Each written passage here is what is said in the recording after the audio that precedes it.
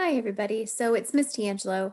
Um, so what we're going to do today is we are going to work on reading lesson 2, both the gist and exit ticket. I noticed that our grades were a little bit low on there, and we're not going to settle for anything less than 80 because we can do this.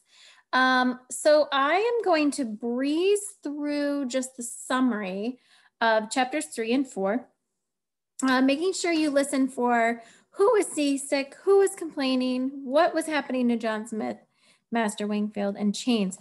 If you were with me today, we actually did look at some of the chapter after this, so we kind of know what's going to happen. But we're going to try to summarize this as best as we can. Once we're done with this, we'll have it in our minds of what exactly is going on, and then we'll work on exit ticket reading lesson 2, which goes along with it. So let's get started. We're going to look at chapter 3, which is page 14. We're going to read chapter 4 as well. We're going to just skim. Skimming means we're going to read it quickly. I always read the first sentence of the majority of the paragraphs.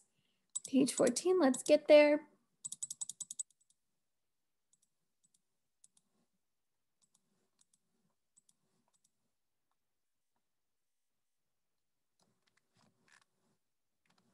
Here we are. Okay, let me zoom in a little bit so I actually can see what's happening. So it says, I rub my eye and blink in the dim light of the twin deck. Okay, so they're on a ship. It reminds them of a root cellar. Okay, so it's really dark. The chickens are luckier than we are most days. They're in their crates. Okay, so he doesn't get a lot of time outside. He's complaining. Wonder who this he is. The main character, I forgot his name. You guys help me out. All right, so he's complaining that the chickens are luckier than he is because they get some more fresh air to breathe. And remember, people are pooping on the ship. Ugh, the whole thing is gross. And people are getting sick, so they smell puke and poop and pee all on there. It says we're all seasick and bored and we're going absolutely no place. I am going to, let me see if I can highlight that. Can I highlight it? Annotate. Oh no, it's not gonna let me do it. Maybe I can. No, it's not gonna let me do that either. Bummer. Okay, I'm gonna keep it moving. All right, so I'm gonna come back to this page 15 for a quote if I wanna talk about being seasick. We're all seasick and bored and we're going absolutely nowhere. So they're just like drifting on the water and he's getting bored. Next to me sleeping in my own bed. He wishes he was in a bed. Are Richard Snot-Nosed 9-year-old James, and he's a servant of the gentleman George Percy, and he's afraid of everything. Okay, so he doesn't really like who he's with. He kicks James to wake him up, so he doesn't really like James, and he's trying to boss him around. Let me see what else. They're not my friends. Okay, so he doesn't feel like he's friends with the boys on the ship. That's interesting. That's too bad. He doesn't believe he should trust anyone. Captain Smith has not beat me yet. He does not seem inclined to, but you never know. Master Wingfield is complaining. He says, I have enough. The food is monotonous. Monotonous means it's the same thing all the time. Mono means same or oneness. Monotonous and salty. And they have to keep the food salty because salty food doesn't go bad. The commoners stink and the storm will not cease. Okay, they're in a storm. We're going to sail back to London at once. Who is with me? So Master Wingfield is in the middle of the ocean. He wants to turn the ship around after being on the water for a while, and he wants to give up. He wants to go back home. And he says, who wants to go with me? And some people say they want to turn back. Captain Smith stands and addresses, are you cowards? He demands, are you liars? Were you lying when you said you're going to sign your contract with the Virginia Company? So he's calling him out. He's saying, oh my God, I can't believe you guys. You are not doing well. You are liars. You're not brave. And people Captain Smith is like mad that they are gonna turn around. Master Wingfield says, "You've forgotten your place, Mr. Smith." So Master Wingfield is like rich. Captain Smith is important on the ship, but he is not wealthy. So he has to respect what's called respect up. You have to respect people that are wealthier than you in these days. And he wasn't doing that. He said, "They should have never sent gentlemen on this voyage." Captain Smith shouts, "You're all weak, every one of you. You know nothing of survival." So he's saying, all you rich people, you're weak. You can't handle this. And it's making people mad, especially Master Wingfield. I think he's about to thrash or hit Captain Smith. I'd like to see a fight, but Reverend Hunt steps in. Seasick as he is, Reverend Hunt calms Master Wingfield down and says how God wants us to bring Christianity to the new world. Oh, yeah. All right, that's a lot going on there. Let's keep going and see what happens in chapter 4. All right, so it's February. Ooh, that's going to be cold when they get there. "My soul nearly left my body last night. I felt its slippery, shimmery inside and the shell of my body trying to slide through the top of my head." He might be sick.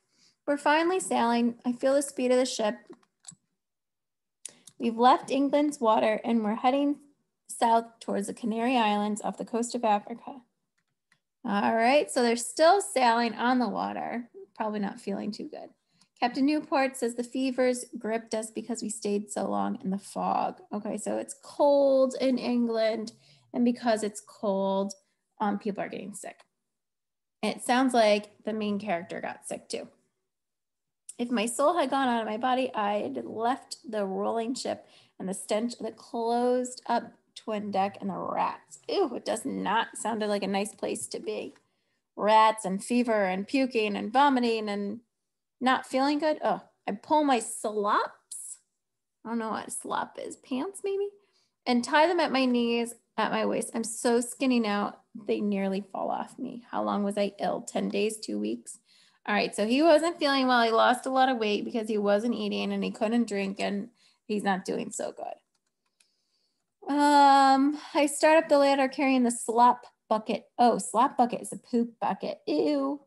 "I glance down into human waste and I vomit, sloshing together." Oh my God, this is so gross. "Bad idea. Look up. I feel woozy. Look at what the cat dragged in. Stinks bad enough down there." All right, so they're making fun of him as he comes up deck and he's not feeling good. "Below with you now, a sailor. You be getting underfoot here." They say you're going to get underfoot means you're going to get in our way. Captain Newport comes strutting toward me. He has a scowl on his face and I bet he's about to whip me from loitering on the deck.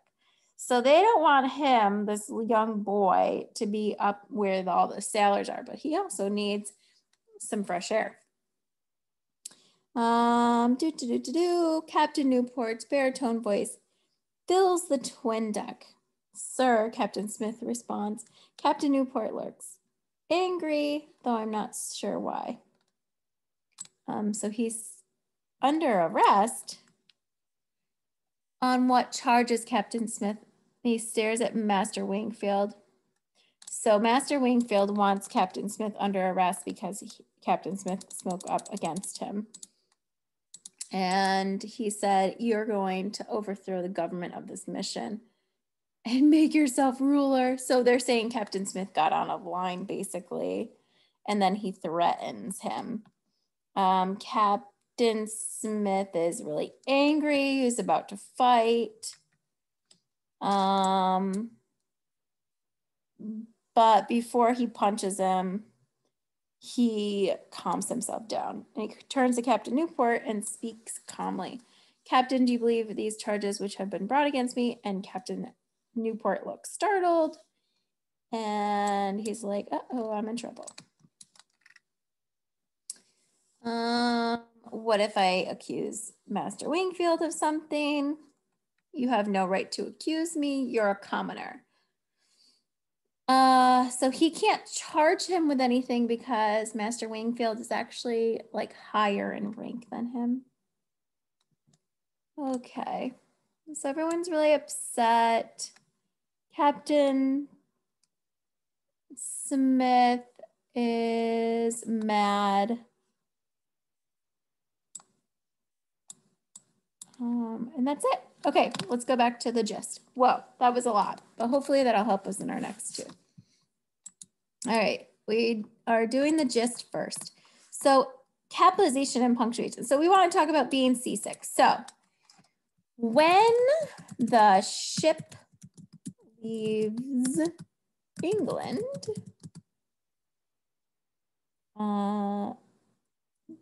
the ship doesn't move very fast, remember? Very fast. And what happens? Use the key bank. The main character, I cannot remember the main character's name. Maybe I should look it up, huh? I feel like it's David, but it's definitely not. What is this kid's name?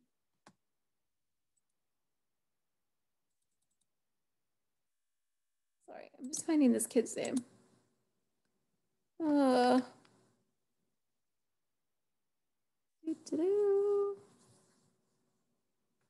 I really don't know.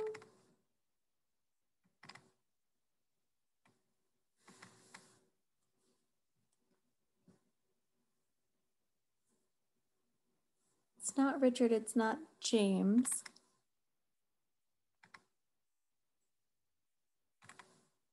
Oh, what's this kid's name? Sorry, guys.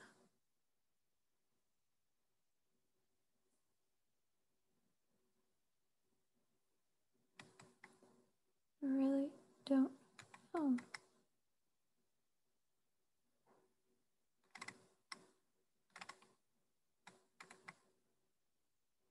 Sorry, friends. I don't know the kid name. All right. So we're going to just call him the main character for right now. No, I can't do it. Ugh. Blood on the River character. Blood on the River, main character. His name, Samuel. Oh, yes, I almost forgot. Okay, so Samuel becomes sick. No. First, complaining. What's the word for complaining? Why is everyone complaining? Everyone is complaining in the chapter because they aren't moving and they want to what? What do they want to do? And specifically, Master Wingfield wants to do this. Master Wingfield wants to blank blank. What does he want to do? All right. What does Captain Smith think about what Master Wingfield wants to do? Remember, Captain Smith is like, no, we're not going to do that. We're going to keep going. Captain Smith and Reverend, what is his name? Hunt? Tell the people on the ship that they should keep going.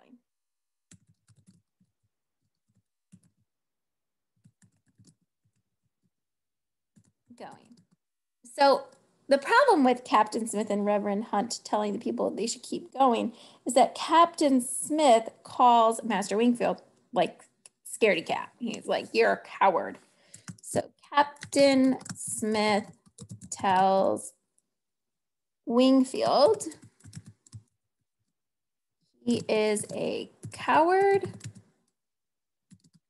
And basically, it's a big problem because Wingfield is a wealthy person and he has Captain Smith kind of like arrested.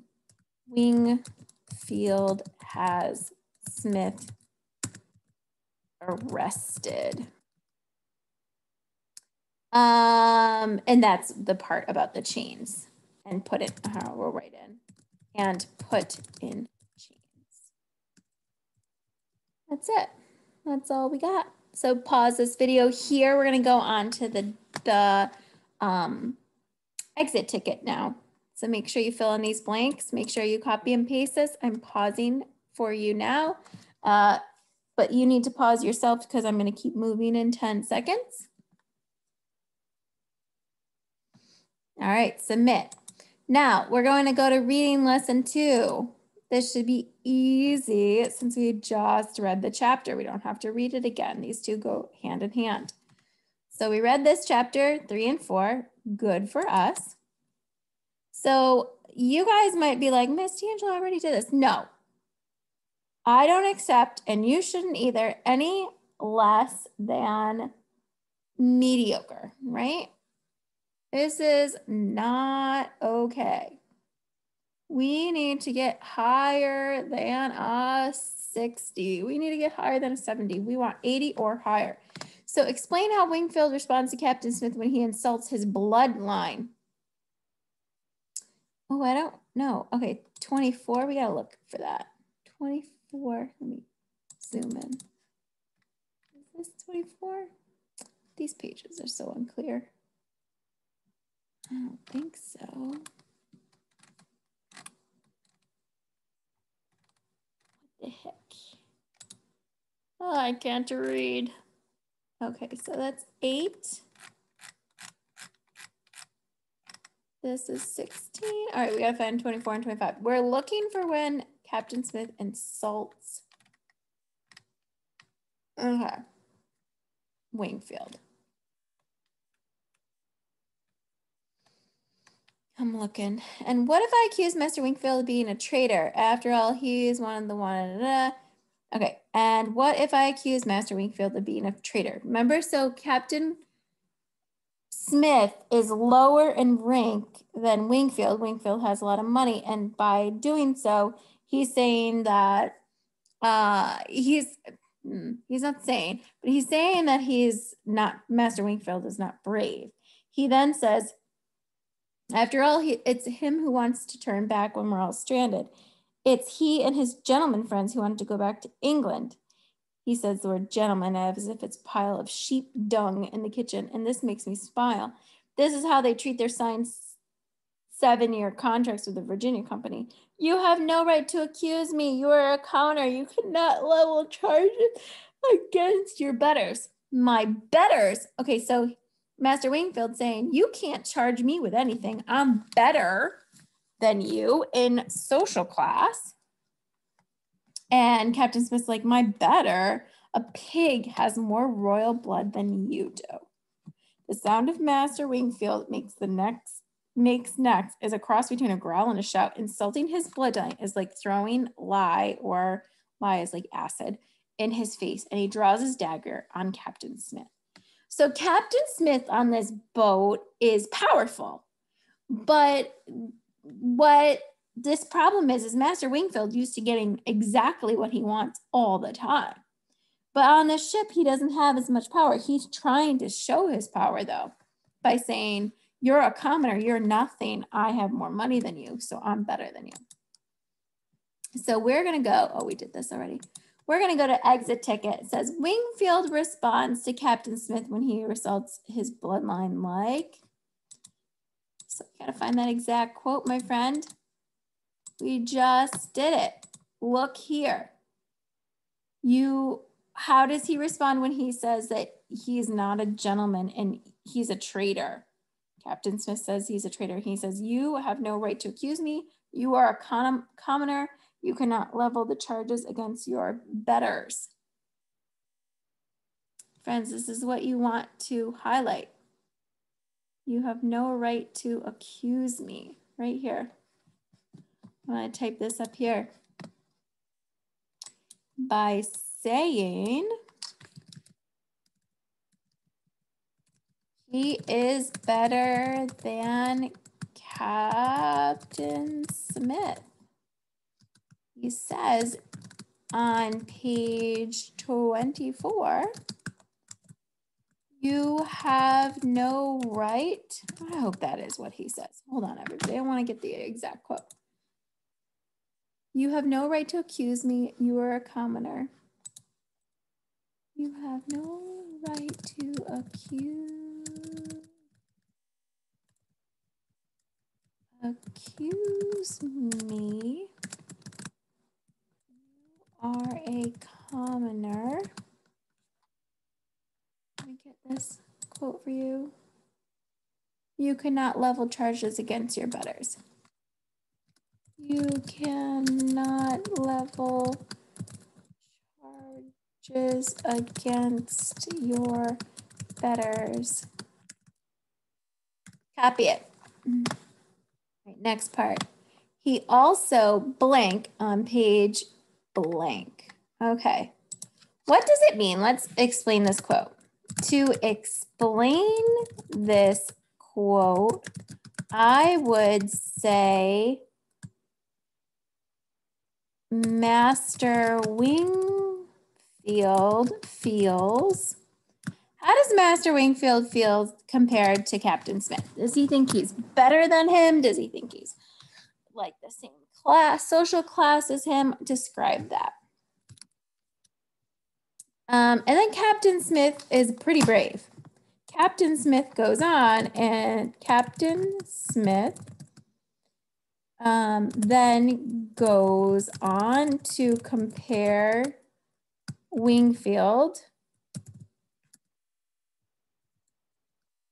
to a blank and insults his bloodline, saying that he is not brave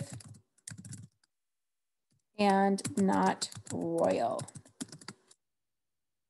Pretty big fighting words, huh? So you need to fill out these two blanks. Make sure you do. Copy this down, pause it where it is, and we're moving on in 10 seconds. I'll be ending this video. Good luck. Make sure you turn this in.